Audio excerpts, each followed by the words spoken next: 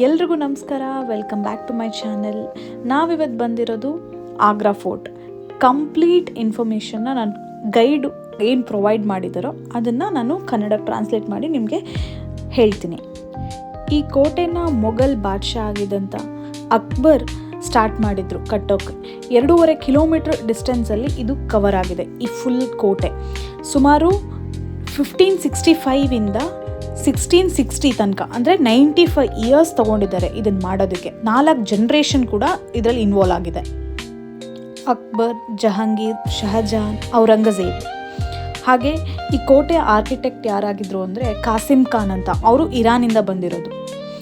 ಕೋಟೆಯ ಎಂಟ್ರೆನ್ಸ್ನಲ್ಲಿ draw bridge ಆಗಿರ್ಬೋದು, ಈ ಫ್ಲೋರಿಂಗ್ ಆಗಿರ್ಬೋದು, ಎಲ್ಲವುದು ಆನೆ ಮತ್ತು ಕುದುರೆ ಸವಾರಿ ಮಾಡಬೇಕಾದ್ರೆ ನೆಲ ಜಾರದೇ ಇರಲಿ ಅಂತ ಯೂಸ್ ಮಾಡ್ತಾಯಿದ್ರು. ಈ ಕೋಟೆ ಎಂಟ್ರಿಯಿಂದ 3 ಗೇಟ್ಸ್ ಒಳಗೊಂಡಿದೆ. Amar Singh gate, Naubat Khana welcome, Nagari gate, Akbari gate. ಈ ಕೋಟೆಯ ಸೆಕ್ಯೂರಿಟಿ ಸಿಸ್ಟಮ್ ಎಷ್ಟು ಚೆನ್ನಾಗಿತ್ತು ಅಂದರೆ, ಒಂದು ಕ್ಲಾಪ್ ಮಾಡಿದ್ರೆ ಅಥವಾ ಒಂದು ನಾಯ್ಸ್ ಮಾಡಿದ್ರೆ ಅಥವಾ ಹಾರ್ಸ್ ರೈಡಿಂಗ್ ಮಾಡಿದಾಗ ಅದರ ಸೌಂಡ್ ಎಕೋ ಆಗಿಬಿಟ್ಟು ಸೈನಿಕರಿಗೆ ಎಲ್ಲರಿಗೂ ಗೊತ್ತಾಗೋದು ಎನಿಮಿ ಬರ್ತಾ ಇದ್ದಾರೆ ಅಥವಾ ಯಾರು ಅಪ್ರೋಚ್ ಮಾಡ್ತಾ ಇದ್ದಾರೆ ಅಂತ. ಒಂದು ವೇಳೆ ಎನಿಮೀಸ್ ಬಂದರೆ ಇಲ್ಲಿ ಕಾಣಿಸ್ತಾ ಇರೋ ಹೋಲಿಂದ ಬಿಸಿಯಾದ ನೀರು ಅಥವಾ ಬಿಸಿಯಾದ ಎಣ್ಣೆನ ಸುರಿತಾ ಇದ್ರಂತೆ, ಕಲ್ಲುಗಳನ್ನ ಉರುಳು ಬಿಡ್ತಾ ಇದ್ರಂತೆ. ಯಾಕಂದರೆ ಅವರು ಸ್ಲೋ ಡೌನ್ ಆಗಬೇಕು ಎನಿಮೀಸ್ ಎಂಟ್ರಿ ಆಗೋದು ಅಂತ. ಈ ಗೋಡೆನ ಲಕೋರಿ ಅನ್ನೋ ಒಂದು ಟೇಲ್ಸ್ನ ಯೂಸ್ ಮಾಡಿದ್ದಾರೆ. ಸರಿ, ಫಸ್ಟ್ ನಾವು ಎಕ್ಸ್ಪ್ಲೋರ್ ಮಾಡ್ತಾ ಇರೋದು ಜಹಾಂಗೀರ್ ಮಹಲ್. ಈ ಜಹಾಂಗೀರ್ ಮಹಲ್ ಅನ್ನೋದನ್ನ 16ನೇ ಶತಮಾನದಲ್ಲಿ ಅಕ್ಬರ್ ತನ್ನ ಮಗನಿಗಾಗಿ ನಿರ್ಮಿಸಿದ್ದಾನೆ. ಅಕ್ಬರ್ನ ಹಿಂದೂ ರಾಣಿಯಾಗಿದ್ದ ಜೋಧಾಬಾಯಿ ಅಂದರೆ ಜಹಾಂಗೀರ್ ಅವ್ರ ತಾಯಿ, ಅವರ ಅಣ್ಣ ಅಂದರೆ ರಾಜ ಮಾನ್ ಸಿಂಗ್, ಅವರು ಜೈಪುರದ ಮಹಾರಾಜ ಆಗಿದ್ದರು. ಸೊ ಅವರು 3000 kg ವೆಯ್ಟ್ ಇರೋವಂಥ ಒಂದೇ ಒಂದು ಕಲ್ಲಿನಿಂದ ಮಾಡಿರೋವಂತಹ, ಆವಾಗ ಚಿನ್ನ ಬೆಳ್ಳಿ ಎಲ್ಲದನ್ನೂ ಯೂಸ್ ಮಾಡಿದರು, ಸ್ಟೋನ್ಸ್ಗಳನ್ನೆಲ್ಲ ಯೂಸ್ ಮಾಡಿದರು, ಅಂತಹ ಒಂದು ಬೆಲೆ ಬಾಳುವಂಥ ಬಾತ್ ಟಬ್ನ ಜಹಾಂಗೀರ್ ಹುಟ್ಟಿದಾಗ ಗಿಫ್ಟಾಗಿ ನೀಡಿದರು. ಇದು ಫಸ್ಟು ಅಕ್ಬರಿ ಮಹಲಲ್ಲಿತ್ತು. ಅದನ್ನು ಆ ಮಹಲ್ ಕಂಪ್ಲೀಟಾಗಿ ಡೆಸ್ಟ್ರಾಯ್ ಆದಮೇಲೆ ಇದನ್ನು ಬ್ರಿಟಿಷ್ ಅವರು ಹೊರಗಡೆ ತೊಗೊಂಬಂದು ಇಟ್ಟಿದ್ದಾರೆ ಡಿಸ್ಪ್ಲೇ ಪರ್ಪಸ್ಗೋಸ್ಕರ. ಸೊ ನಾವಿವಾಗ ನೋಡ್ತಾ ಇರೋದು ಅದೇ ಬಾತ್ ಟಬ್. ಎಷ್ಟು ದೊಡ್ಡದಾಗಿದೆ, ಎಷ್ಟು ಮ್ಯಾಸಿವ್ ಆಗಿದೆ ನೋಡಿ. 1905 ಟೈಮಲ್ಲಿ, ಅಂದರೆ ಲಾರ್ಡ್ ಕರ್ಜನ್ ಟೈಮಲ್ಲಿ ಇದನ್ನು ಹೊರಗಡೆ ತಂದಿಟ್ಟಿರೋದು.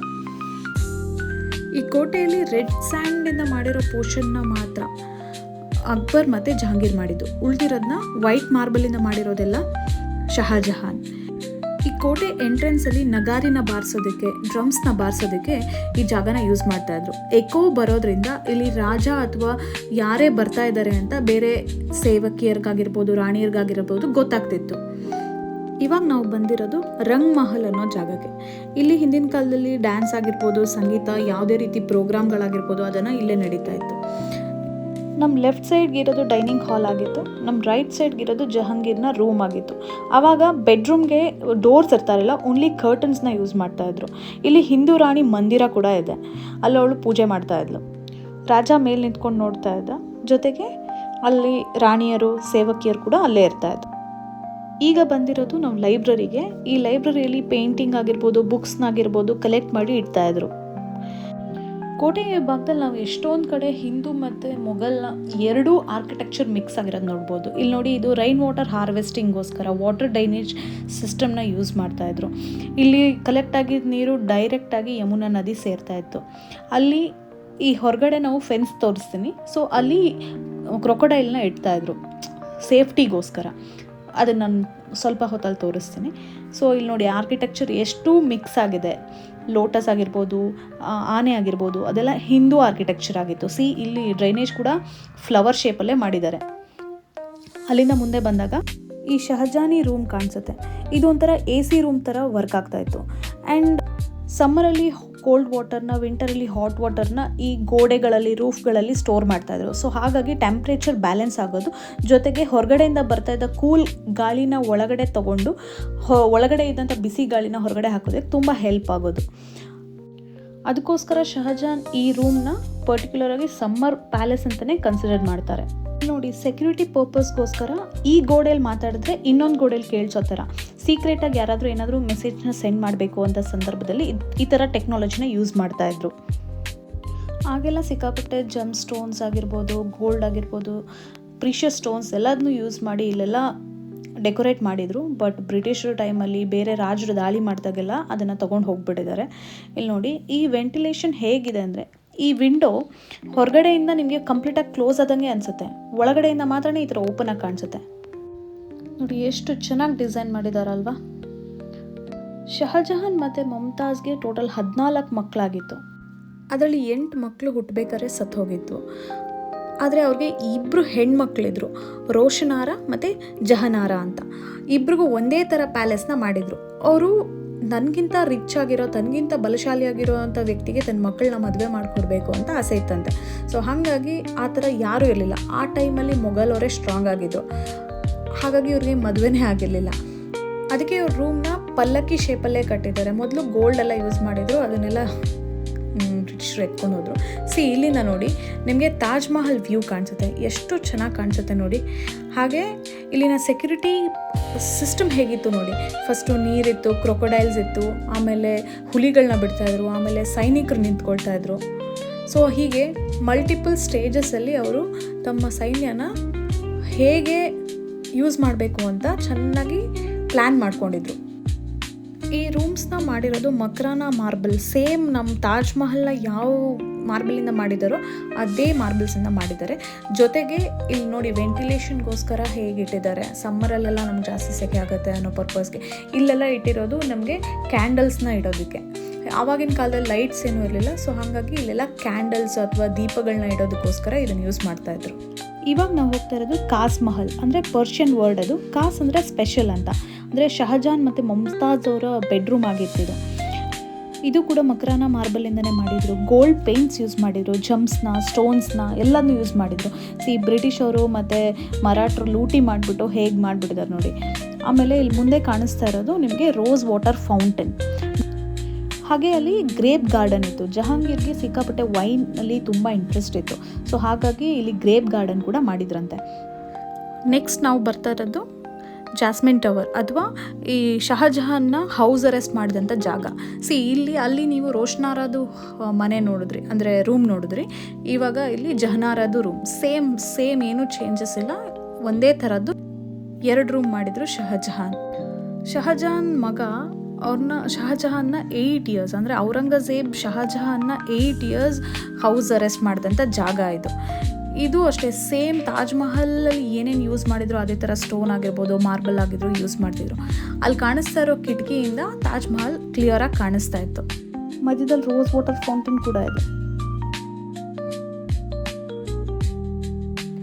ಇಲ್ಲಿ ನೋಡಿ, ಇಲ್ಲಿ ಬಾತ್ರೂಮ್ಸು, ರೆಸ್ಟ್ ರೂಮ್ಸ್ ಆವಾಗಿನ ಕಾಲತೆ, ಇವಾಗೆಲ್ಲ ಅಲೋ ಇಲ್ಲ ನೋಡೋದಕ್ಕೆ. ಓಕೆ, ಇವಾಗ ನೆಕ್ಸ್ಟು ಏನಂದರೆ ಇಲ್ಲಿನ ಸುರಂಗ ಮಾರ್ಗ ನೋಡೋಣ. ಈ ಸುರಂಗ ಮಾರ್ಗ ಇಲ್ಲಿಂದ ಹೋದರೆ ಡೈರೆಕ್ಟಾಗಿ ಯಮುನಾ ನದಿ ದಡಕ್ಕೆ ಹೋಗಿ ನಾವು ಸೇರ್ತೀವಿ. ಬನ್ನಿ ನೆಕ್ಸ್ಟ್ ನಾವು ಮೀನಾ ಮಸೀದಿ ನೋಡೋಣ. ಶಹಜಹಾನ್ ಕೈದಿಯಾಗಿದ್ದಾಗ 8 ವರ್ಷಗಳ ಕಾಲ ಇಲ್ಲೇ ಬಂದು ನಮಾಜ್ ಮಾಡ್ತಿದ್ದ. ಇದು ಪ್ರೈವೇಟ್ ಮಸೀದಿ ಆಗಿತ್ತು. ಸೊ ಇಲ್ಲಿಗೆ ಬೇರೆಯವ್ರಿಗೆ ಅಲೋ ಇರಲಿಲ್ಲ. ಇಲ್ಲಿ ನೋಡ್ತಾ ಇರೋದು ದಿವಾನ್-ಇ-ಖಾಸ್, ಅಂದರೆ ಹಾಲ್ ಆಫ್ ಸ್ಪೆಷಲ್ ಅಂತ ಪರ್ಷಿಯನ್ ವರ್ಡ್ ಅದು. ಇಲ್ಲಿ ಮಿನಿಸ್ಟರ್ ಜೊತೆ ಮೀಟಿಂಗ್ ಮಾಡೋದಕ್ಕೆ ಯೂಸ್ ಮಾಡಿ. ನಿಮಗೆ ಲೆಫ್ಟ್ ಸೈಡಲ್ಲಿ ಕಾಣಿಸ್ತಾ ಇರೋ ವೈಟ್ ಮಾರ್ಬಲಿಂದ ಮಾಡಿರೋ ಸೀಟ್ನ ವಜೀರ್ ಕತ್ರೋ ಅಂತ ಕರೀತಾ ಇದ್ರು. ಅಲ್ಲಿ ಮಿನಿಸ್ಟರ್ಸ್ ಕೂತ್ಕೋತಾರೆ. ಈಗ ಬ್ಲ್ಯಾಕ್ ಕಲರ್ ಸ್ಟೋನ್ ನೋಡ್ತಾ ಇದ್ದೀರಲ್ಲ, ಇದನ್ನು ಜಹಾಂಗೀರ್ ಕತ್ರೋ ಅಂತ ಕರೆಯೋರು. ಇನ್ನೂ ಕೆಲವು ಸ್ಟೋನ್ಗಳಿತ್ತು, ಬಟ್ ಅದನ್ನು ಬ್ರಿಟಿಷರು ತೆಗೆದುಬಿಟ್ಟಿದ್ದಾರೆ 1800s. ಇದನ್ನು ಕಸೋಟಿ ಸ್ಟೋನ್ ಅಂತ ಕರೀತಾರೆ. ಇವಾಗ ನಾವು ನೋಡ್ತಾ ಇರೋದು ಮೀನಾ ಬಜಾರ್ ಅಥವಾ ಮಚ್ಲಿ ಭವನ್ ಅಂತಲೂ ಕರೀತಾ ಇದ್ರು. ಇಲ್ಲಿ ಮಾರ್ಕೆಟ್ ಪ್ಲೇಸ್ ಆಗಿತ್ತು ಮೊದಲು. ರಾಣಿ ಹೊರಗಡೆ ಹೋಗೋ ಶಾಪಿಂಗ್ ಮಾಡೋವಂಥ ಅವಕಾಶ ಇರಲಿಲ್ಲ. ಸೊ ಆವಾಗ ಇಲ್ಲೇ ಎಲ್ಲ ಮಾರ್ಕೆಟ್ ಐಟಮ್ಸ್ನ ವ್ಯಾಪಾರಿಗಳು ತೊಗೊಂಡು ಬಂದು ಇಲ್ಲೇ ವ್ಯಾಪಾರ ಮಾಡ್ತಾಯಿದ್ರು. ಕಾಣಿಸ್ತಿರೋ ರೂಮ್ಗಳೆಲ್ಲ ಸೈನಿಕರು ಮತ್ತು ಯುದ್ಧದಲ್ಲಿ ಗೆದ್ದು ರಾಣಿಯರನ್ನಾಗಿ ಮಾಡ್ಕೊಂಡಿರೋವಂತಹ ಮಹಿಳೆಯರನ್ನ ಇಡ್ತಾಯಿದ್ರು ನೋಡಿ. ಇಲ್ಲಿ ಕಾಣಿಸ್ತಾ ಇರೋ ಗ್ರೌಂಡ್ ಫ್ಲೋರಲ್ಲಿರುವಂಥ ರೂಮ್ಗಳಲ್ಲಿ ಕಾಯಿನ್, ಅಂದರೆ ಗೋಲ್ಡ್ ಮತ್ತು ಸಿಲ್ವರ್ ಕಾಯಿನ್ನ ಟಂಕಿಸ್ತಾ ಇದ್ರು. ಹಾಗೆ ಇವಾಗ ನೋಡ್ತಾ ಇರೋ ರೂಮು, ಇದು ಫೈನಲ್ ಜಡ್ಜ್ಮೆಂಟ್ ರೂಮ್ ಆಗಿತ್ತು. ಆವಾಗ ಸಿಂಹಾಸನದ ಮೇಲೆ ಕೂತ್ಕೊಂಡು ರಾಜ ಇಲ್ಲಿ ಬಂದು ಫೈನಲ್ ಜಡ್ಜ್ಮೆಂಟ್ನ ಕೊಡ್ತಾ ಇದ್ರಂತೆ. ಇಲ್ಲಿಂದ ನೆಕ್ಸ್ಟ್ ನಾವು ನೋಡೋದು ದಿವಾನ್-ಇ-ಆಮ್. ಇದು ರಾಜರು ತನ್ನ ಪ್ರಜೆನ ಮೀಟ್ ಮಾಡಿ ಅಲ್ಲಿ ಅವ್ರಿಗೆ ನ್ಯಾಯನ ಒದಗಿಸ್ಕೊಡುವಂಥ ಪ್ಲೇಸ್ ಆಗಿತ್ತು. ರಾಜ ಇಲ್ಲಿ ಕೂತ್ಕೊಂಡು ಪ್ರಜೆಗಳನ್ನ ಮಾತಾಡಿಸ್ತಿದ್ದ. ಆ ಕಡೆ ಈ ಕಡೆ 2 ಕಿಟಕಿ ಇದೆಯಲ್ಲ, ಅಲ್ಲಿ ರಾಣಿಯರು ಕೂತ್ಕೋತಿದ್ರು. ಅವ್ರಿಗೆ ಮಾತಾಡೋ ಅವಕಾಶ ಇರಲಿಲ್ಲ, ಜಸ್ಟ್ ನೋಡ್ಬೋದಿತ್ತು ರಾಜ ಏನು ತೀರ್ಪು ಕೊಡ್ತಾನೆ, ಏನು ಮಾತಾಡ್ತಾನೆ ಅಂತ. ಇಲ್ಲಿ ಪಕ್ಕದಲ್ಲಿ ಕಾಣಿಸ್ತಾ ಇರೋವಂಥ ಮಸೀದಿ ಹೆಸರು ಮೋತಿ ಮಸೀದಿ. ಇದು ಶಹಜಹಾನ್ ಜನರಿಗೋಸ್ಕರ ಮಾಡಿದ್ದು, ಇವಾಗ ಕ್ಲೋಸ್ ಆಗಿದೆ. 1857ರಲ್ಲಿ ಬ್ರಿಟಿಷ್ ಗವರ್ನರ್ ಜಾನ್ ರೇಸಲ್ ಕಾಲ್ವಿನ್ ಅನ್ನೋರು ಇಲ್ಲೇ ಸತ್ತು ಹೋಗಿದ್ರು. ಸೊ ಅವ್ರನ್ನ ಇಲ್ಲೇ ಸಮಾಧಿ ಮಾಡಿಬಿಟ್ಟಿದ್ದಾರೆ ನೋಡಿ. ಇನ್ನೂ ಫ್ಲೋರಿಂಗ್ ಎಲ್ಲ ಏನೂ ಚೇಂಜ್ ಮಾಡಿಲ್ಲ. ಅಲ್ಲಿ ಕಾಣಿಸ್ತಾ ಇದೆಯಲ್ಲ, ಆ ಗೋಡೆಯಿಂದ ಆಚೆ 70% ಜಾಗದಲ್ಲಿ ಇಂಡಿಯನ್ ಆರ್ಮಿ ಇದೆ. ಅಲ್ಲಿಗೆ ವಿಸಿಟರ್ಸ್ಗೆ ಅಲೋ ಇಲ್ಲ. ಜಸ್ಟ್ ನಾವು ನೋಡಿದ್ದು 25 to 30% ಅಷ್ಟೇ ನಾವು ನೋಡಿರೋದು. ಇದೇ ಸೇಮ್ ಎಂಟ್ರಿಯಿಂದನೇ ಎಂಟ್ರಿ ಆಗಬೇಕು, ಸೇಮ್ ಒಂದೇ ಗೇಟಿಂದ ಎಕ್ಸಿಟ್ ಆಗಬೇಕು. ಇನ್ಯಾವುದಾದ್ರೂ ಇನ್ಫಾರ್ಮೇಷನ್ ನಾನು ಮರೆತು ಬಿಟ್ಟಿದ್ರೆ ದಯವಿಟ್ಟು ಕಾಮೆಂಟಲ್ಲಿ ತಿಳಿಸಿ. ಮತ್ತೆ ಸಿಗೋಣ ಇನ್ನೊಂದು ವಿಡಿಯೋದಲ್ಲಿ ಇನ್ನೊಂದು ಜಾಗನ ಎಕ್ಸ್ಪ್ಲೋರ್ ಮಾಡ್ತಾ. Thank you so much. ಇಷ್ಟೊತ್ತು ನನ್ನ ವಿಡಿಯೋನ ನೋಡಿ ಸಪೋರ್ಟ್ ಮಾಡಿದ್ದಕ್ಕೆ. ದಯವಿಟ್ಟು ಸಬ್ಸ್ಕ್ರೈಬ್ ಮಾಡಿ, ಲೈಕ್ ಮಾಡಿ, ಶೇರ್ ಮಾಡಿ, ಕಾಮೆಂಟ್ ಮಾಡಿ.